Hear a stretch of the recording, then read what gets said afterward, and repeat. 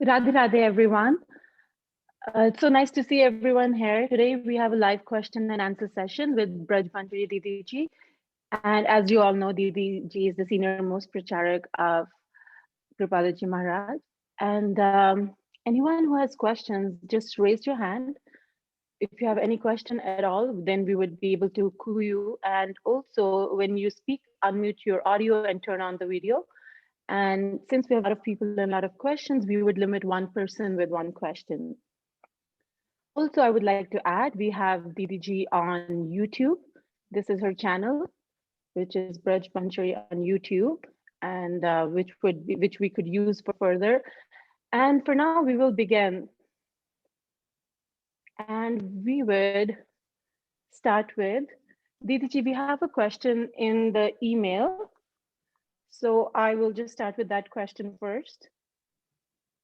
The question is,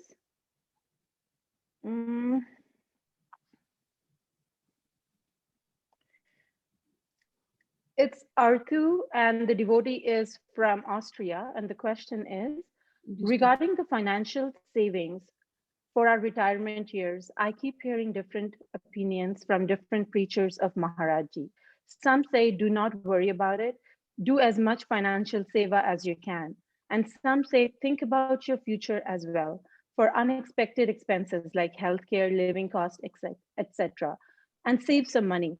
You don't know what the future brings. I have also spoken to some devotee friends. They also somewhat baffled as far as this matter is concerned. A clarification is kindly requested. I couldn't get the question. It is so long. It is like the answer. What is the main question? The question is that he's confused from different preachers. Some say that you should save money for your future after retirement, so you have your health care and everything safe. And some say that everything, you don't have to worry about it, just surrender to Maharajji and give all the financial savings. So I'm very confused, and I need a clarification on that, what I should be doing about saving for the future. You know, if you are treading on the path of spirituality, then the answer is different. And if you are a total materialistic person, the answer is different. But because you are a devotee, I would say that I will give the answer according to the philosophy.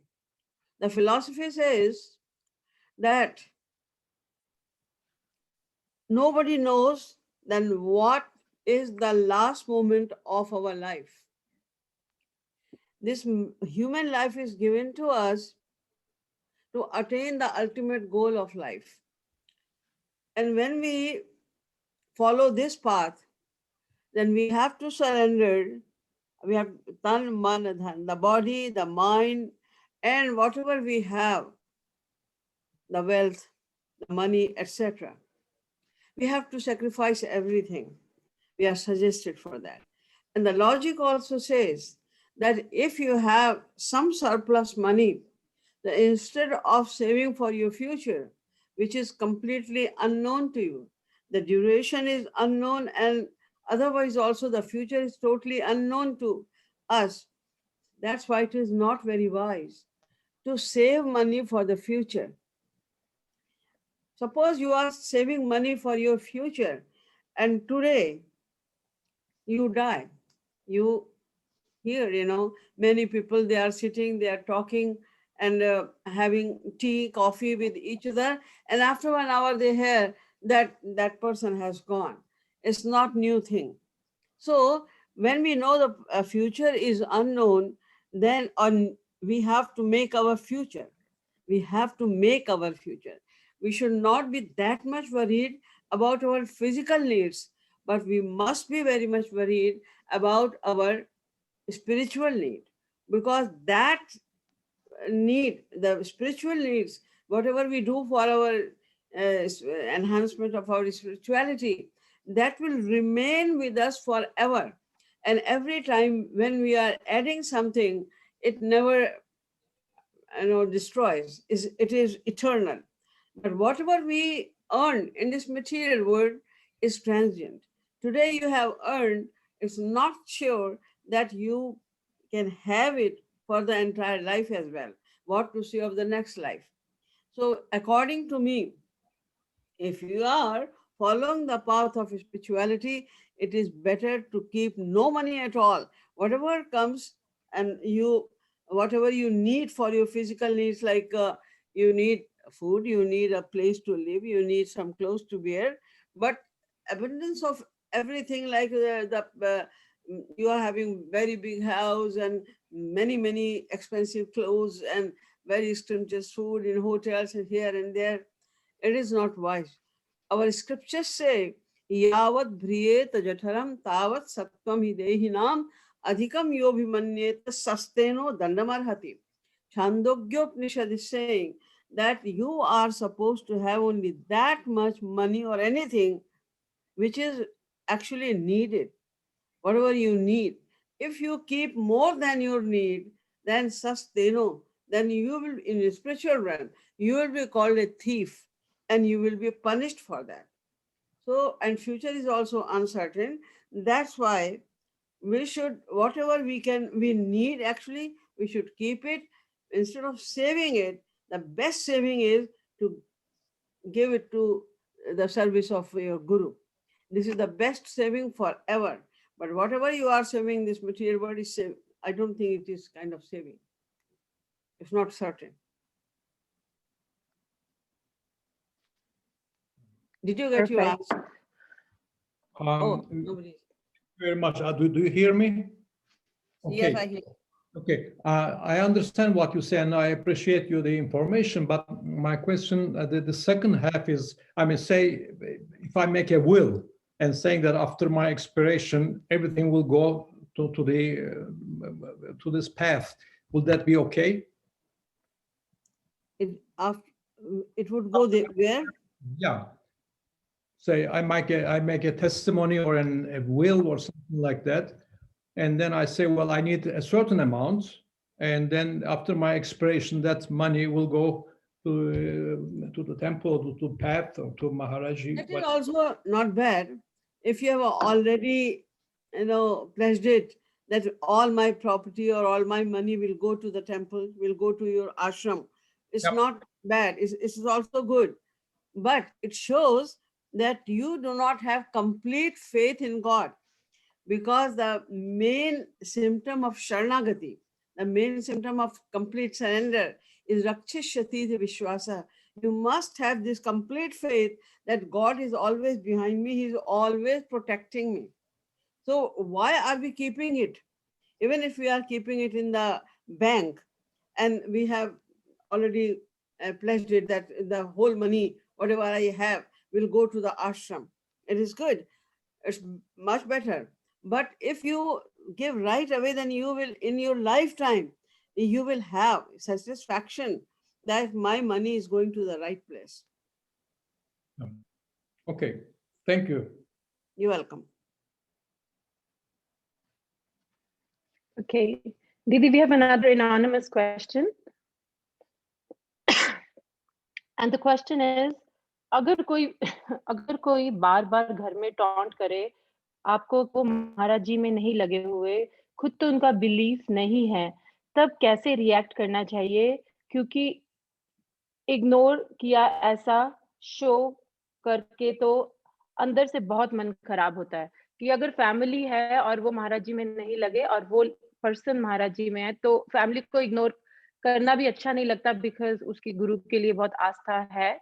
तो वो कैसे, वो taunts को कैसे balance कर सके family अगर और तुम्हें महाराज? कोई कह रहा है कि तुम महाराज की तरफ नहीं हो और तुम हो, तो समझ लो वो बेवकूफ, से पता ही नहीं है, चुप हो जाओ, कहने दो उसको। जने कोई क्या क्या कहता रहता है, फील नहीं करना है। फील करने से तो बहुत ज्यादा टाइम खराब जाता है, क्योंकि अभी हमने आपको कुछ कह दिया और आपने उसको फील किया, हम तो कह के चले गए और आप तो फील करते बैठे रहेंगे घंटों, और जब आपको याद आएगी तब आप उसका बैड फील करेंगे, तो आपका तो हमेशा नुकसान होता रहेगा।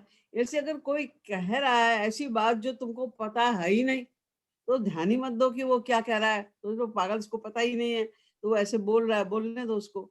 और अगर सचमुच ऐसा है कि कोई कह रहा है कि तुम्हारे महाजी में श्रद्धा नहीं है या तुम महाजी की तरफ नहीं हो या महाजी की बुराई कर रहा है, मतलब अगर सचमुच ऐसा है तो अपने को बढ़ाओ, आगे बढ़ाओ। हमें यही करना है। लोग तो कहते ही हैं, देखो जब भी तुम ईश्वर के मार्ग पे चलोगे तो बाकी जो संसार वाले हैं उनकी स्वार्थ हानि तो होगी, और जब उनकी स्वार्थ हानि होगी तो वो 3 प्रकार इन्होंने रामकृष्ण परमहंस जी ने लिखा है, each work has to pass through 3 stages: ridicule, opposition and then acceptance. पहले वो आपकी हंसी उड़ाएंगे, खूब हंसी उड़ाया, बड़ी भगत बनी है, देखो बड़ा भगत बना है, ये राधे श्यामी पहन के जा रहा है, राधे राधे बोल रहा है। आपको चिढ़ाएंगे, डिस्करेज करेंगे आपको, आपका की हंसी उड़ा के। अब हंसी उड़ाने पर अगर आप पे कोई फर्क नहीं पड़ा तो अपोजिशन, वो जम के आपका विरोध करेंगे कि घबरा के इस रास्ते को छोड़ दे, और आपने तब भी उसको नहीं छोड़ा अपना मार्ग, देन एक्सेप्टेंस, फिर वो एक्सेप्ट कर लेंगे। ये संसार में होता है, ये होगा। इसलिए लोग तो कहते ही रहते हैं, आप खुद समझो, अगर वो कह रहा है कि तुम हो ही नहीं महाराज जी की तरफ, तुम्हारा मार्ग ठीक नहीं है, तो हम ठीक करें अपने आप को, या फिर उसके समझने की पागल इसको बोलने, तो हमें क्या करना है। Yes, Didi. And if anyone has any more questions, please let us know, or we would continue asking our email questions.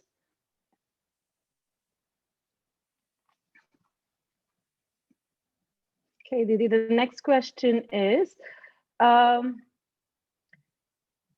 Didi, this is a devotee who wants to move to Mangar and asking that since you mentioned about not worrying about saving for the future, should I not worry about moving to Mangar and save the money to be there, or should I just give it away in seva? And See, we should save the money to go to Mangar. Why? Because it is a kind of our school, it's a university where we learn a lot. When you are away from Mangar, you are not going in the same atmosphere. Because in this world, you do not have that much spiritual atmosphere. So you cannot enhance your devotion. But if you go there, when everyone is a devotee, and all the time you are having a very spiritual atmosphere, then it is must to go to Mangar. And for that, you need to save some money. And when you go over there, now the question arises that whatever you thought that I'm going there and I will spend $5,000. You are taking $5,000 to do many sevas over there. So I would say that instead of waiting for any seva, and at the price of that seva, you give that money. Better when you reach there, you just hand over all your money and do not show off that you are doing his seva. This is the best seva. Just give whatever you have. Just give it to the in charge, the didis, the presidents. You give them that money to JKP, to the ashram, and say, whatever I have is this.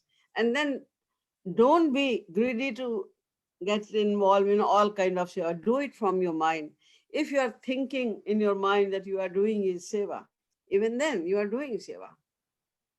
And if you cannot do any seva because of the lack of money, and you are shedding tears, you have a feeling of repentance that I am so helpless that I wanted to do this seva of my Guru, but I cannot do.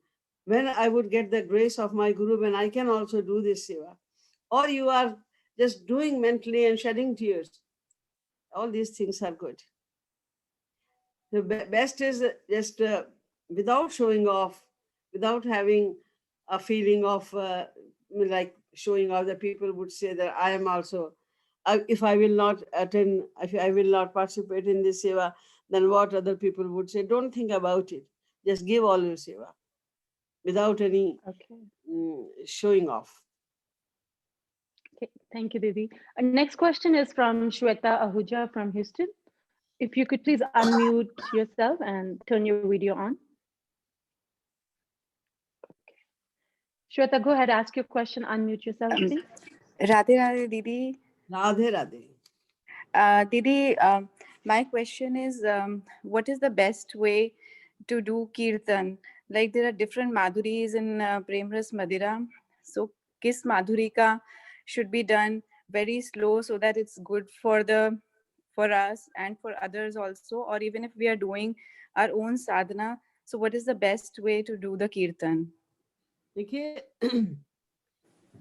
Best way यही है, जिस समय आप जब साधना करने बैठते हैं, ये तो पता ही है कि हमें रूप ध्यान तो करना ही है, मन को लगाना है, हमें कुछ ऐसे पदों का गान भी करना चाहिए जिससे आंसू आए। तो महाराज जी ने हर माधुरी के पद लिखे हैं, इसीलिए ऐसा कोई नियम नहीं है कि हम अगर प्रारंभिक अवस्था में है या बहुत हाई क्लास हमारी स्टेज है तो हम इसी माधुरी के पदों का गान करें। नहीं, आप किसी भी, जब आपका जैसा मन करे।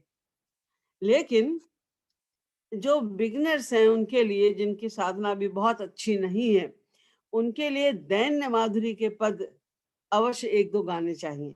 उससे दीनता का भाव बढ़ता है। महाराज जी के पदों में इतना अधिक दैन्य भाव है, इतनी भावना उससे बनती है दीनता की, कि अगर हम दीनता के पदों का अधिक गान करें तो उससे शायद आंसू भी आएंगे और दीनता का भाव भी बढ़ेगा, क्योंकि भक्ति का पहला स्टेप दीनता है।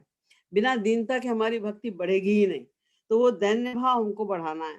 फिर कभी कृष्ण माधुरी का पद आप गाओ, कभी आप राधा माधुरी का पद गाओ, कभी होली वगैरह का अवसर है तो होली का पद गाओ, कभी आप रसिया माधुरी का पद गा रहे हैं, कभी जब जैसी रुचि हो, जैसा भाव बने, एक बात। और दूसरी बात ये कि आप पद कोई सा भी गा रहे, आपका कोई भी भाव, अभी मान लो आप नाम संकीर्तन ही कर रहे हैं, कोई लीला तो है नहीं उसके अंदर, तो जैसा भाव बने, किसी भी लीला का भाव बने, किसी भी झांकी का भाव बने, किसी के उनके किसी गुण का भाव बने, धाम का भाव बने, जो भाव बने इजली वैसा भाव बना के, बस भाव होना चाहिए। हमारा मन भगवान से जुड़ा हुआ हो, बस यही तात्पर्य है साधना का। साधना माने मन को भगवान में लगाने की प्रैक्टिस। प्रैक्टिस वो होनी चाहिए, मन लगा हो, बस इतना ही लक्ष्य है, मन कहीं और ना जाए। अब जिस तरह मन लगे, हर व्यक्ति की प्रवृत्ति अलग अलग होती है। किसी को राधा माधुरी के पद ज्यादा अच्छे लगते हैं, किसी को कृष्ण माधुरी के पद अच्छे लगते हैं, किसी को दैन्य माधुरी के पद ज्यादा अच्छे लगते हैं, किसी को किसी और, तो अपनी अपनी रुचि है वो तो। लेकिन यदा कदा भी अगर नहीं भी रुचि है तो भी दैन्य माधुरी के पद तो अवश्य गाने चाहिए, उससे भाव बनता है। और श्री कृष्ण माधुरी के पद गाने से, राधा माधुरी के पद गाने से रूप ध्यान में सहायता मिलती है, लीला माधुरी के पद गाने में लीला थोड़ी सहायता मिलती है। अपनी अपनी रुचि के अनुसार ही व्यक्ति को पद गाना चाहिए। Thank you, Didi.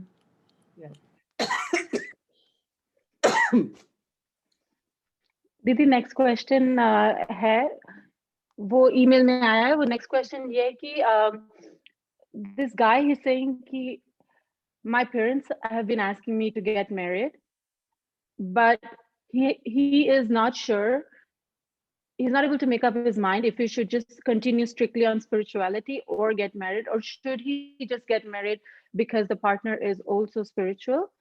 So should he just get married and continue, or should he just strictly go in Maharaji's path and not worry about being married? He wants to know how he should react to मतलब this उनका with his question है कि family. should I get married or not? हाँ जी, family pressure है और वो उसको पता नहीं कि उसको होना करना चाहिए शादी, या सिर्फ सीरियसली महाराज जी के रास्ते में चले। नहीं, जो लोग भक्ति के मार्ग पर चल रहे हैं उनके लिए उचित तो ज्यादा लाभकारी तो यही है कि वो मैरिज ना करें। उसका रीजन ये है, जब हम भक्ति करते हैं उसका मतलब ये है कि हम संसार से मन को हटाकर भगवान में लगा रहे। साधना इसी को तो कहते हैं ना, कि मन हमारा संसार में लगा हुआ है। तो हम जब साधना करने बैठते हैं उसका मतलब ये कि संसार से मन को हटा के भगवान में मन को लगाना है।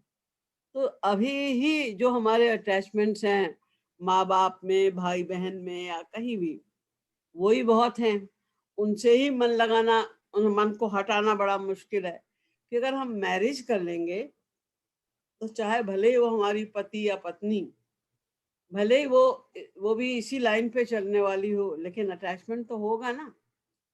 तो एक इधर से हटाया भी तो फिर संसार में ही कहीं और लगा दिया। भाई जिससे तुम शादी करोगे वो कोई महापुरुष तो है नहीं। अगर महापुरुष है तो कोई फर्क ही नहीं पड़ता, लेकिन अगर वो भी एक सांसारिक व्यक्ति है तो उसमें अगर हमने मन को लगाया, लगेगा ही।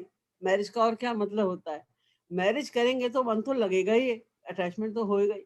अरे लोग घर में जानवर रख लेते हैं, कुत्ता बिल्ली रख लेते हैं, तो उसमें अटैचमेंट हो जाता है। कोई 24 घंटे आपका जीवन साथी बन के रहेगा, आपका ध्यान रखेगा, तो फिर आपका अटैचमेंट कैसे नहीं होगा उसमें? तो एक अटैचमेंट और बढ़ गया, फिर उस अटैचमेंट से अटैचमेंट बढ़ते जाएंगे। तमाम उनके ससुराल वाले हो गए, फिर अपने बाल बच्चे हो गए, बच्चों के बच्चे हो गए, तो फिर वो अटैचमेंट तो बढ़ता ही चला जाएगा, उसका दायरा बढ़ता चला जाएगा। तो भक्ति कब करोगे? इसे अगर भक्ति करनी है तो यथासंभव मैरिज तो नहीं करनी चाहिए। हाँ, अगर भक्ति के रास्ते पर चलने का उद्देश्य नहीं, फिर तो अवश्य ही मैरिज कर लेनी चाहिए। फिर कहाँ इधर उधर घूमने की जरूरत है। लेकिन भक्ति के मार्ग पे चलना है तो यथासंभव यही करना चाहिए कि मैरिज ना करो, उसी में फायदा है। हमें तो जहाँ है अटैचमेंट वो भी हटाना है, और थोड़ी दायरा बढ़ाना है अपने अटैचमेंट का। Thank you, Didi. Yeah. So, any other questions? If anybody has any questions, we would unmute you and put you on the spotlight. Please free to ask questions, or we'd be continuing asking our email questions. Didi, just 1 second. I will check if Vikas Bhaiya has a Vikas question. Quatra. Okay, Vikas, please unmute yourself, and we would put you on. Bhaiya, can you also start your दीदी just ये जो परिशुद्ध प्रेम होता है, इसकी थोड़ी सी अगर आप definition दे दें। काहे का कौन सा प्रेम? परिशुद्ध प्रेम। परिशुद्ध प्रेम क्या बोल जी, रहे हो? हैं? परिशुद्ध प्रेम बोले? इसकी थोड़ी सी, हाँ जी, इसकी थोड़ी सी अगर आप डेफिनेशन प्लीज दे देता हूँ। परिशुद्ध प्रेम माने वही होता है जिसमें थोड़ी भी सकामता ना हो। ये हम जिससे प्रेम करते हैं उससे कुछ भी पाने की इच्छा ना हो, केवल उसकी सेवा करने की इच्छा हो, उसके सुख के लिए। जब हम अपने प्रेमास्पद माने जिससे प्रेम किया जाता है, जब हम अपने प्रेमास्पद के सुख के लिए ही निरंतर केवल उनकी सेवा की भावना ही रखते हैं और उनसे कुछ भी नहीं चाहते, कुछ भी हम चाहते नहीं, और वो जो भी दें वो हमको बहुत बड़ी चीज लगे, उनकी हर चीज हमको बहुत अच्छी लगे, कुछ भी वो दें तो हमें वो अच्छा लगे, और उनसे हम अपने सुख के लिए उनसे कुछ ना मांगे। उनकी सेवा मांगनी ही है हमें, उनको सुख पहुंचाने के लिए। हम जब उनकी सेवा करेंगे तो उससे जो हमको सुख मिलेगा वही इतना बड़ा सुख होगा कि हमें और किसी चीज की आवश्यकता ही नहीं होगी। इसीलिए ये प्रेम केवल भगवान से ही हो सकता है, राधा कृष्ण से, गुरु से ही ऐसा प्रेम हो सकता है परिशुद्ध। संसार में तो इसकी कल्पना हो ही नहीं सकती, क्योंकि भगवान को भी कुछ नहीं चाहिए, लेकिन जब जीव उनसे प्यार करता है, प्रेम करता है, तो जितना प्रेम के साथ हम उनकी सेवा करते हैं उसी को वो अनंत गुना में करके हमें वापस कर देते हैं। इसलिए हमें भगवान से बिना किसी कामना के उनकी विशुद्ध सेवा की भावना ही हो, केवल इसी को परिशुद्ध सेवा कहते हैं। तो ये दीदी सिर्फ काइंड ऑफ लाइक की प्रैक्टिसिंग वाला ही काम है, क्योंकि इस संसार में जैसे वो एक नेचुरल नेचर है ही नहीं हमारी, यानी कि जो परिशुद्ध प्रेम कर सके, क्योंकि जब भी प्रेम संसार किया में वो कोई होता ना ही कोई नहीं, हम हो ही नहीं सकता। कोई भी तुमसे जी। कितना भी प्रेम करने वाला होगा, वो तुम्हारी इच्छा में इच्छा ना रखे, वो तुम्हारे अनुसार ना चले, तुमको सुख ना मिले, तो तुरंत प्रेम घटने लग जाएगा। ये तो संसार में नेचर है, तो होगा ही होगा। और संसार में तो कोई प्रेमास्पद कोई है ही नहीं संसार में। प्रेमास्पद उसको कहते हैं, जैसे प्रेम का बर्तन जो है, आस्पद माने होता है पात्र, प्रेम का पात्र। अब जैसे एक गिलास है, उसमें दूध है तो वो दूध का पात्र है ना, पानी है तो वो पानी का पात्र है। तो जहाँ प्रेम होगा तब तो वो प्रेमास्पद बनेगा। प्रेम तो विशुद्ध चीज है, डिवाइन। ये तो प्रेम तो दिव्य एंटिटी का नाम है ना। तो संसार के पास में प्रेम कहाँ होगा? जब हम तो मटेरियल बीइंग्स हैं, तो हमारे पास वो दिव्य वस्तु कैसे आएगी? वो दिव्य वस्तु के एकमात्र आस्पद जो है वो भगवान ही है, श्री राधा कृष्ण ही है या गुरु हैं, जिनको भगवान की प्राप्ति हो चुकी है। बस इसलिए हमें जो प्रैक्टिस करनी है निष्काम भक्ति की, वो गुरु के प्रति करनी है। क्योंकि भगवान तो हमें दिखेंगे नहीं, उनकी हम सेवा कैसे करेंगे? Right. उनकी हम मानसिक सेवा तो करेंगे, कर सकते हैं, लेकिन अगर हमको शरीर से भी करना है और प्रैक्टिस करनी है उस सेवा की, इसीलिए गुरु की सेवा बताई जाती है। इसीलिए कहा जाता है कि गुरु को ही तन मन धन अपना समर्पित करो, क्योंकि गुरु में जितने परसेंट आपकी शरणागति हो जाती है, उतने परसेंट समझो भगवान में हो गई। जिस दिन गुरु में 100% शरणागति हो जाएगी, उस दिन भगवत प्राप्ति समझो मतलब हो ही जाएगी, तुरंत भगवत प्राप्ति हो जाएगी, केवल गुरु में शरणागति। एक अदिति जो हुई है, अदिति ने तो चैलेंज कर दिया था भगवान को, भक्ति यथा हरौ मेस्ति तद वरिष्ठा गुरौ यदि ममास्तितेन सत्येन संदर्शेतु मे हरि।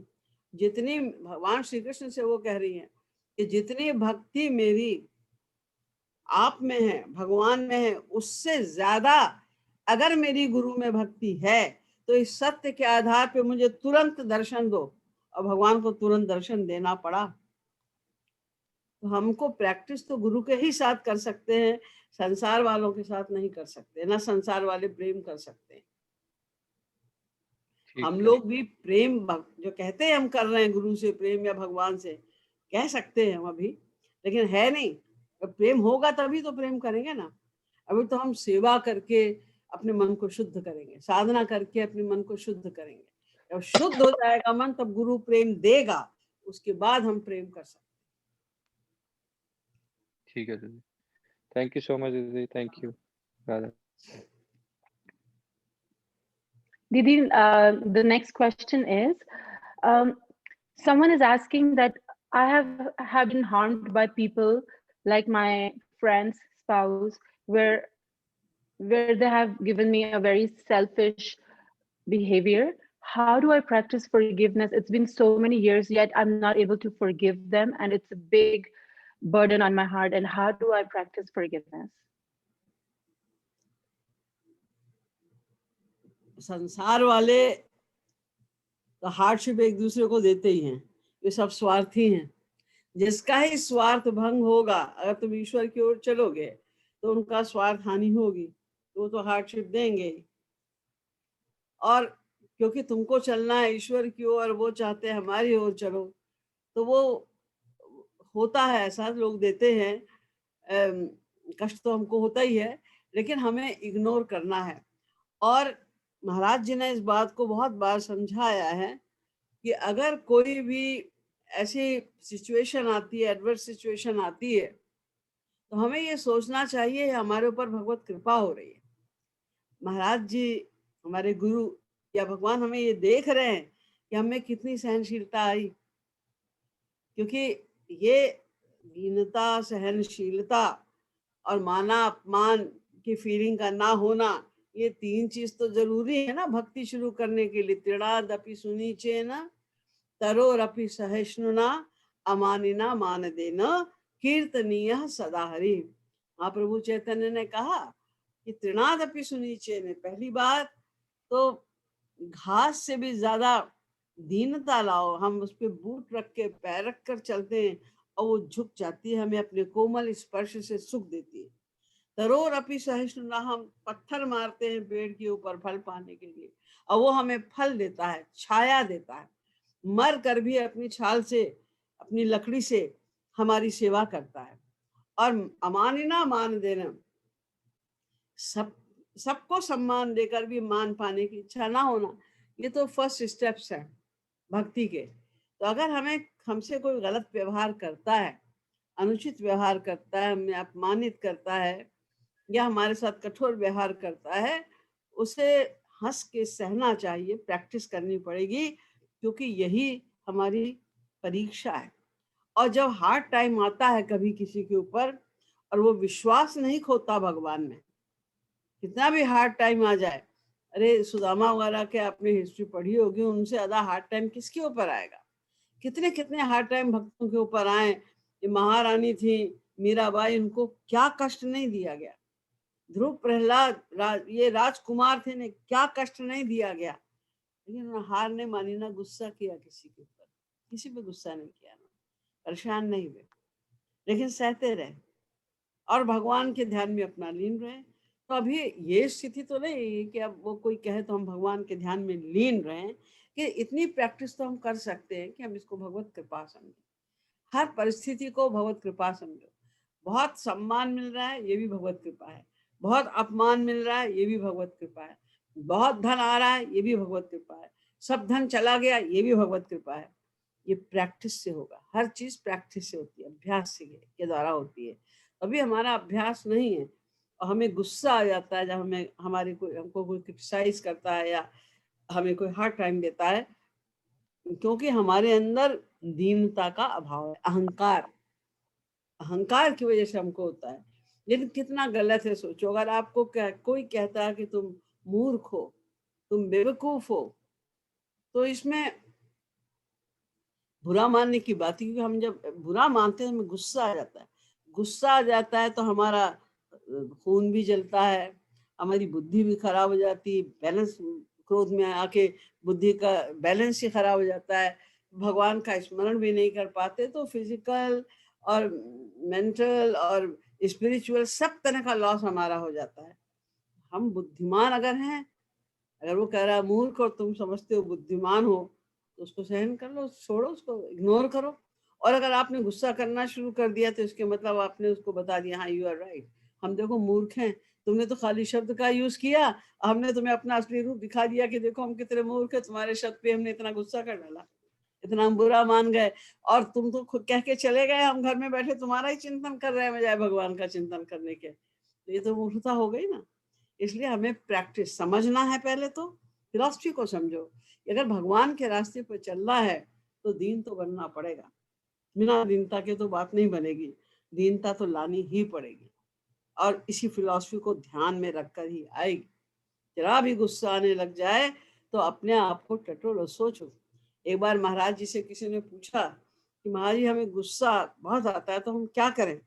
महाराज जी ने कहा, जब तुम्हें गुस्सा आए तो अपना शीशे में अपना मुंह देखो, तुम्हें अपने ऊपर ही हंसी आ जाएगी कि इतने तुम भद्दे लगते हो उस टाइम, जब तुम गुस्सा करते हो तुम्हें पता नहीं चलता, ये दूसरों को दिखाई देता है, तुम्हारी शक्ल ही बदल जाती है, बस सूरत लगते हो तुम। तो सबसे पहली बात तो ये कि तुम अपने शीशे में मुंह देखो, तुम्हें पता चल जाएगा कि तुम कितने बदल गए हो। फिर सोचो तुम कि हम कितना अपना नुकसान कर रहे हैं, फिजिकल, मेंटल, स्पिरिचुअल, हर तरह का नुकसान कर रहे हैं। तो जो अपना नुकसान अपने आप करे उसे कौन बुद्धिमान कहेगा? भले तुम अपने ऐठ में बोलो कि हम तो बड़े बुद्धिमान, हमको मूर्ख कैसे कहा, लेकिन हुआ आपने सिद्ध कर दिया कि हम है मूर्ख। Thank you, Didi.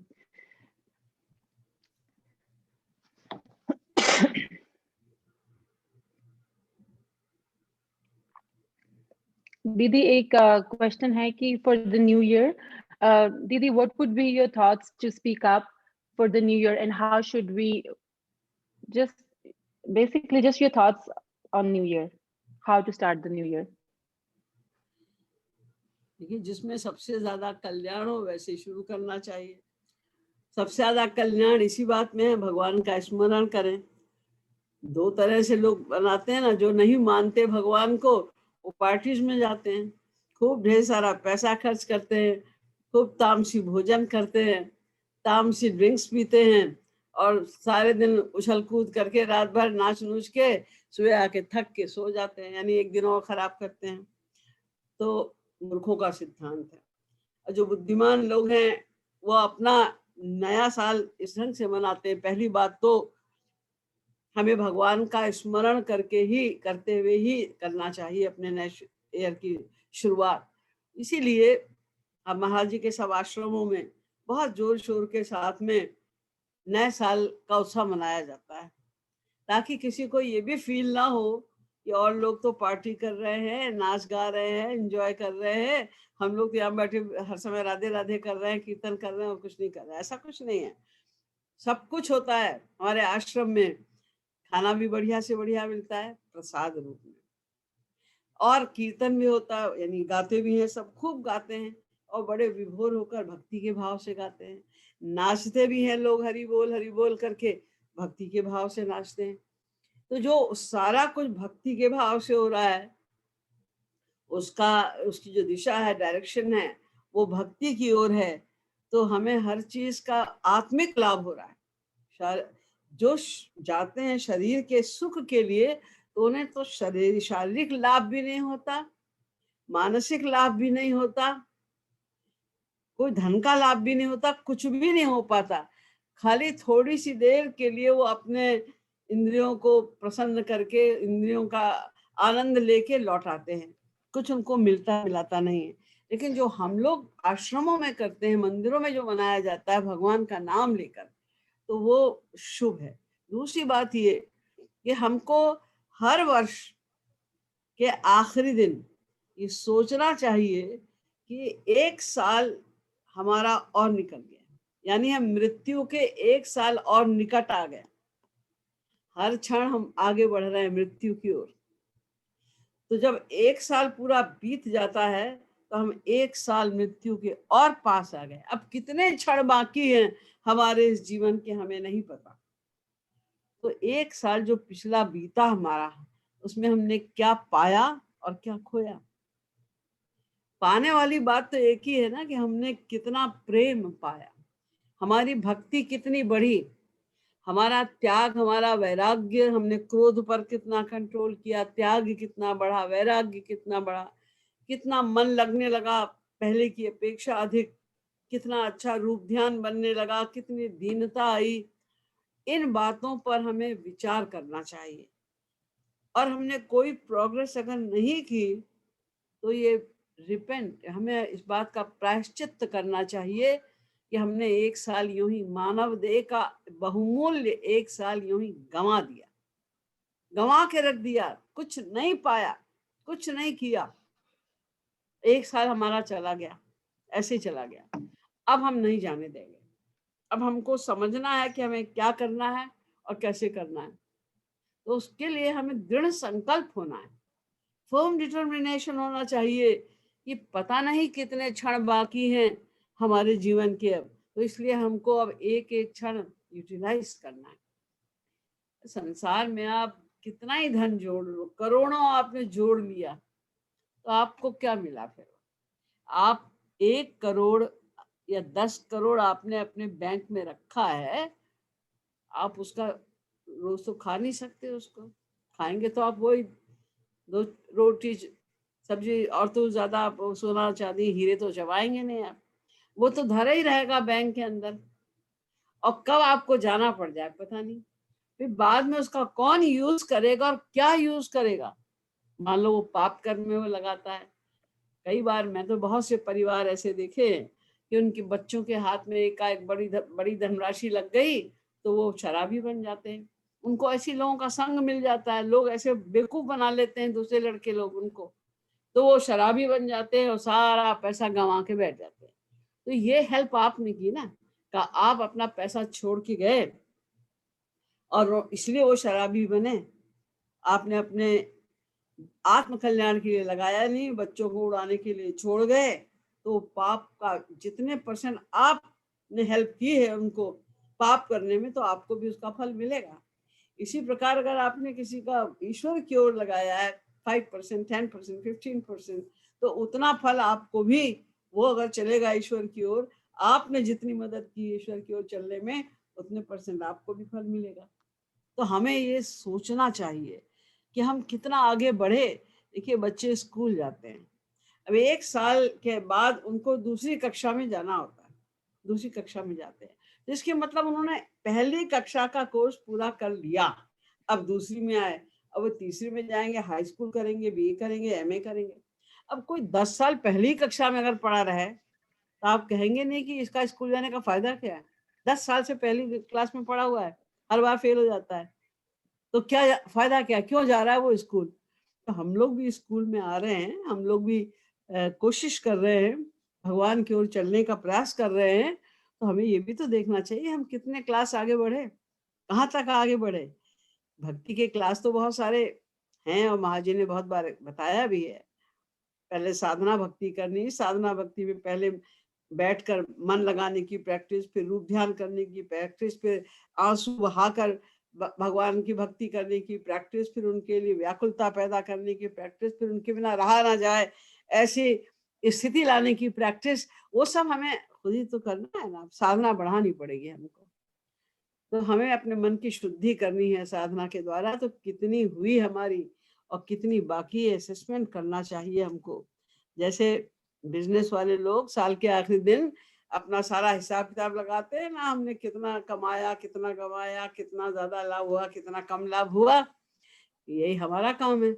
अभी भी नए साल के आने के पहले 31 तारीख को ये सब सोचना चाहिए हमें, और पहली तारीख का पहला क्षण भगवान का नाम लेकर ही बिताना चाहिए। लेकिन इसका ये मतलब नहीं कि खाली पहला क्षण बिताना चाहिए भगवान का नाम लेके, पहले क्षण से शुरुआत करनी चाहिए और फिर ये प्रयास करना चाहिए और संकल्प लेना चाहिए कि हर समय चलते फिरते खाते पीते कुछ भी काम करेंगे हम, तो हमारा ये प्रयास होगा कि भगवान का स्मरण करते रहें। ऐसी प्रैक्टिस करने का हमें संकल्प लेना चाहिए, यही सार्थक है। Thank you, Didi. Next question is from Hero. Hero, can you please unmute yourself and we would spotlight you. बोलो हिरन।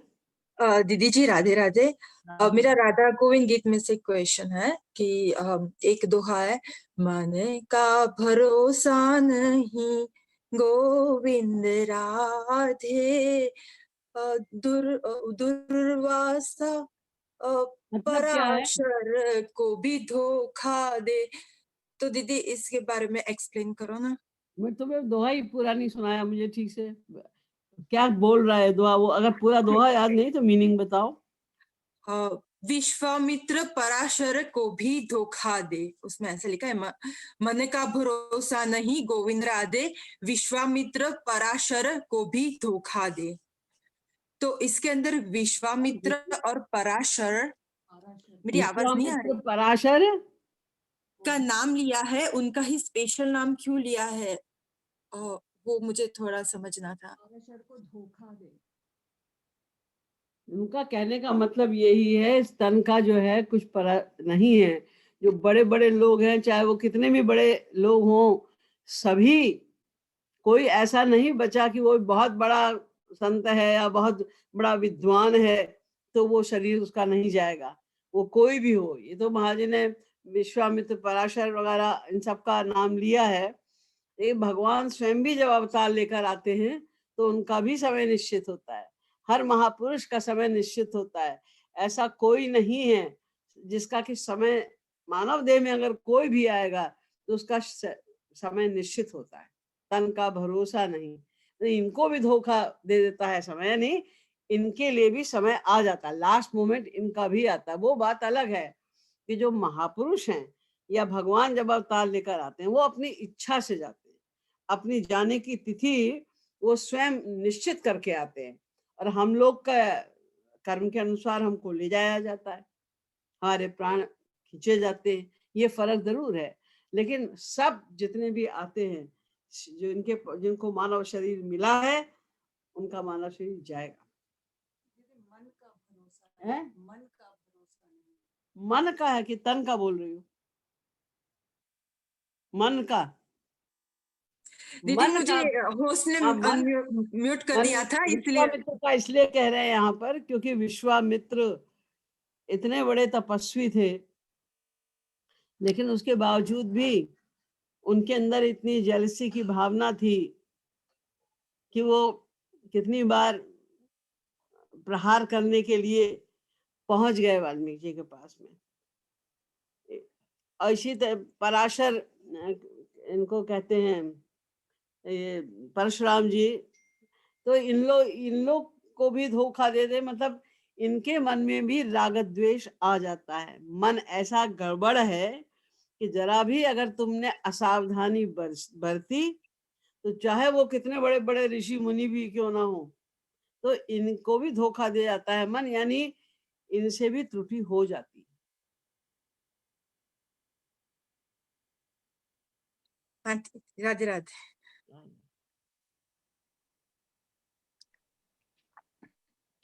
The next question is from Mukund Pandit. Mukundji, do you want to unmute yourself and come on the spotlight? Turn your video on.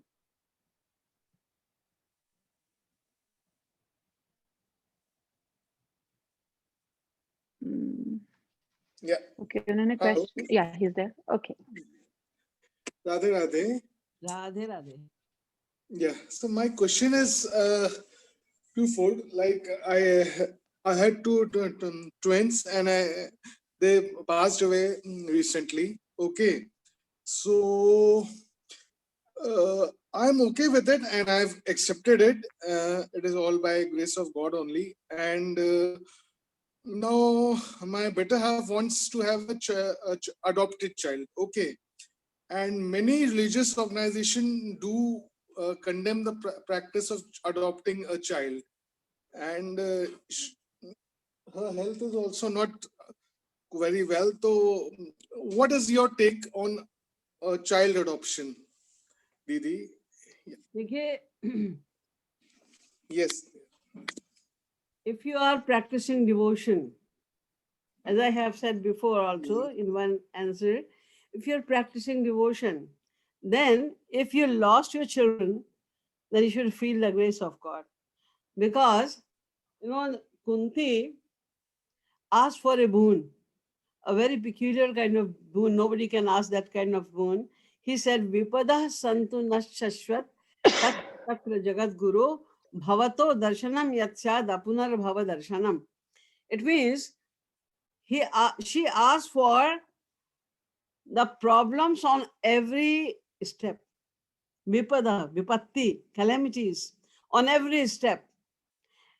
Whoever sees God, जब उन्हें दर्शन होते हैं, भगवत प्राप्ति होती है, everybody asks for Anand, bliss, कृपा.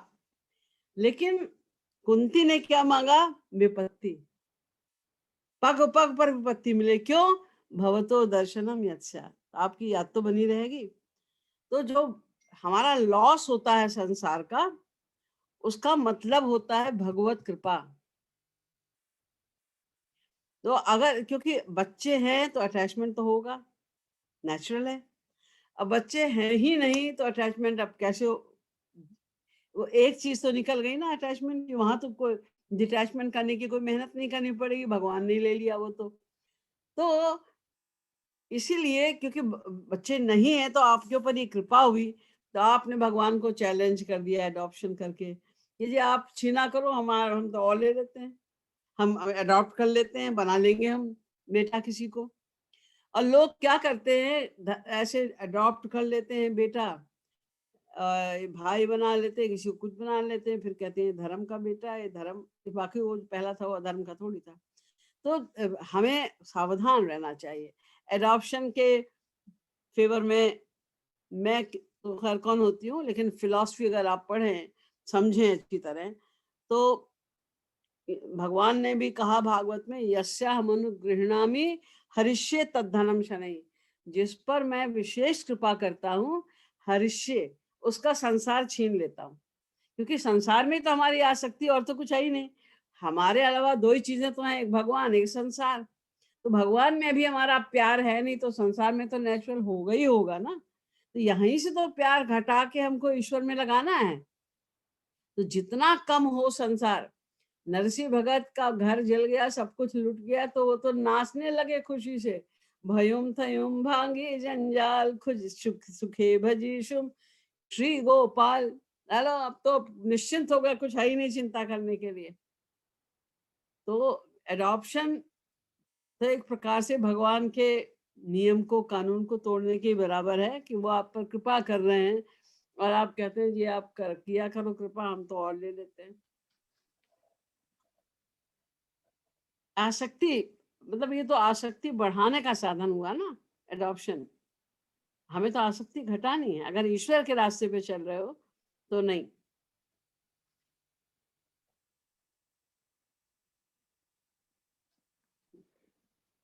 Is it Thank you, clear? Bhaiya. Our next question is from Krishna Pallavi. Krishna, if you could just unmute yourself and turn your video on and have the question. Radhe Radhe. दीदी आपने अभी परसों speech की, आवाज नहीं आ रही।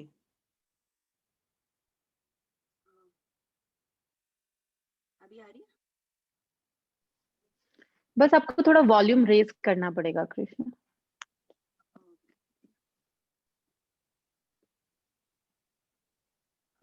राधे राधे दीदी। ओके, मेरा यस दीदी अभी आ रही है? थोड़ी आ रही है, हाँ थोड़ी बेटर हुई। अच्छा दीदी, आपने अभी परसों अपनी स्पीच एंड की थी ये बोल के कि वैसे तो महाराज जी के सारे सत्संगी ही प्रीचर्स हैं, तो हम लोग भी टाइम टू टाइम सारे सत्संगी अपने एक्सपीरियंसेस बताते हैं। कुछ बहुत पुराने सत्संगी हैं, तो उनके एक्सपीरियंसेस, उनके स्टाइल ऑफ सेवा को कितनी इम्पोर्टेंस देनी चाहिए? नहीं, एक्सपीरियंस अगर कोई बताता है और अच्छा एक्सपीरियंस है तो उसको इम्पोर्टेंस देनी चाहिए, उससे लाभ लो। मतलब व्यक्ति को इम्पोर्टेंस नहीं देनी है। मान लीजिए मैं अपने जीवन का कोई एक्सपीरियंस आपको मैं बताती हूँ कि महाराज जी ने इस तरह मेरे ऊपर कृपा की, मेरा यक्षगान किया, तो आप उस गुण की, महाराज जी के उस गुण की प्रशंसा कीजिए, उस गुण के को अप्रिशिएट करो। आपका अटैचमेंट मुझ में नहीं होना चाहिए। एक्सपीरियंस अगर हम अपना कुछ बताते हैं तो उस एक्सपीरियंस को एडमायर करो और ये सोचो कि इतनी कृपा उनकी होती है तो हमें भी कभी मिलेगी उनकी ये कृपा। इससे तुम्हें उत्साह होगा, उत्साहवर्धन होगा कि चलो महाराज जी जब इतनी कृपा औरों पे कर रहे हैं तो एक दिन हमारे पर भी इतनी कृपा अवश्य हो जाएगी। ये सोच के उस गुण का लाभ लो। जो मनुष्य बताता है अपना एक्सपीरियंस, उस पर ध्यान मत दो। मनुष्य पर ध्यान नहीं देना, मनुष्य में अटैचमेंट नहीं करना है, गुण में अटैचमेंट करना है, और जो गुण वाला है उसमें अटैचमेंट करना है। थैंक यू दीदी। Radhe Radhe. Next. Radhe Radhe, and the next question is from Gayatri. Yes, Gayatri, go ahead.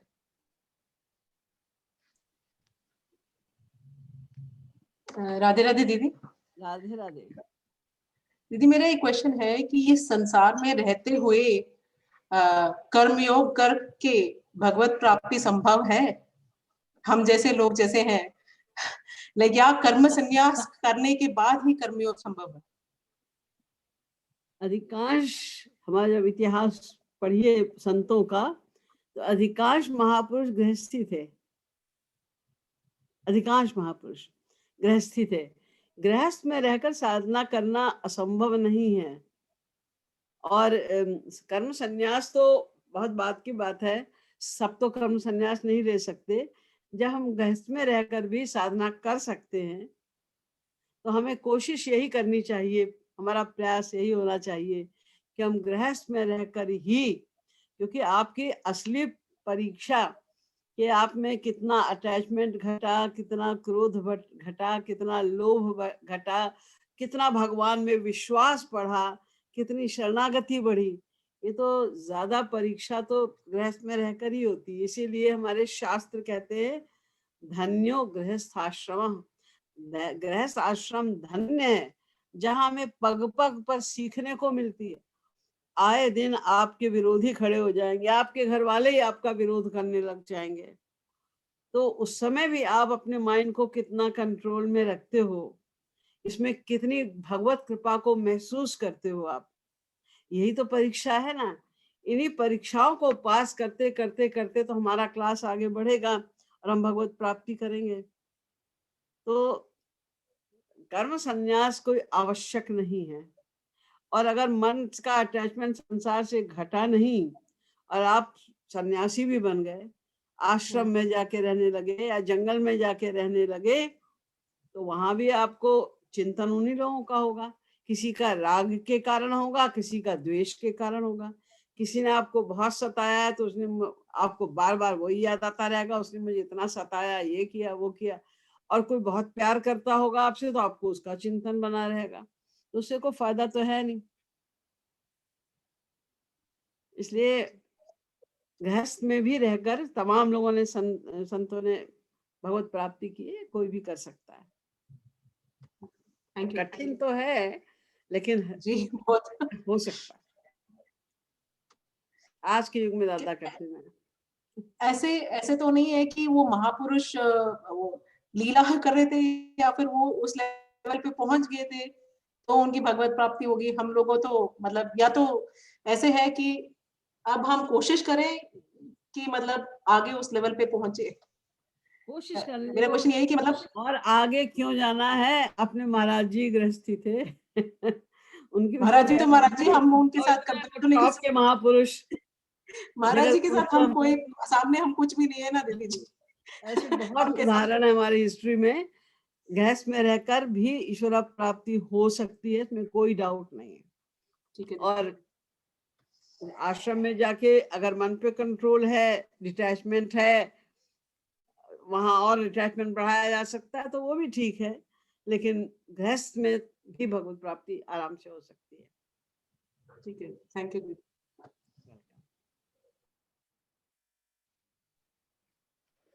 Okay, this is the end of our session.